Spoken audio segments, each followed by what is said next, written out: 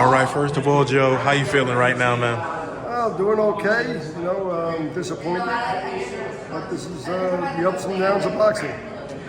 How did you envision the fight actually playing out?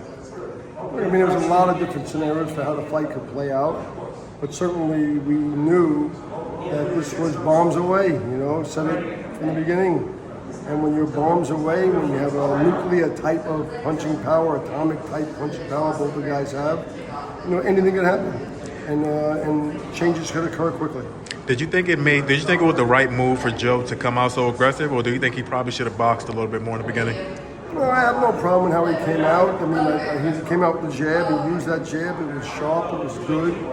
I would like to see a couple more feints and things like that in his arsenal. But look, it's how he decided to tackle the fight, which is basically try not to let Beterbiev get momentum. Whether it's unfortunately or fortunately, Joe has been in this position before, suffering defeat and coming back. How long do you think it'll be before he gets back in championship contention? Well, look, I think he's ready to get back in there relatively quickly. He's been world champion. He deserves the opportunities again. He fought the boogeyman of the division. And in a fight that, again, when you got two bangers, anything can happen. And I think that, he deserves a shot to get back in there relatively quickly.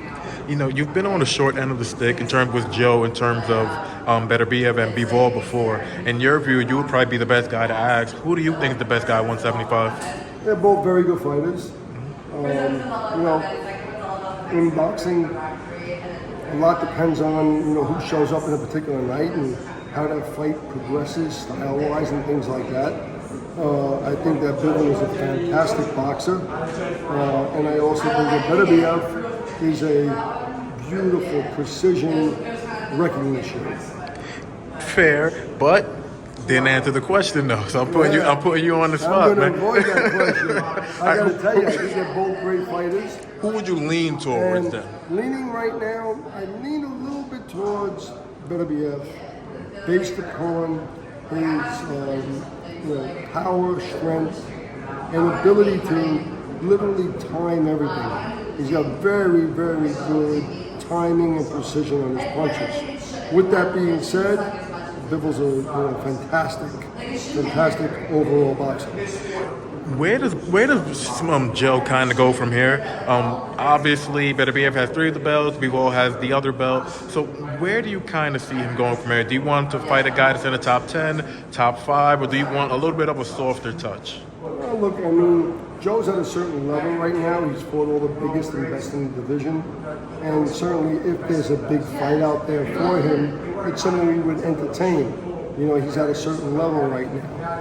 With that being said, I'd like to speak to him, see how he's doing. Obviously, look, he's been training hard for this fight, and he needs a little bit of a rest. The summer's here. I'd like him to take a little break for a couple weeks. We'll huddle up, and we'll figure out what's the next best course of action for him. And just last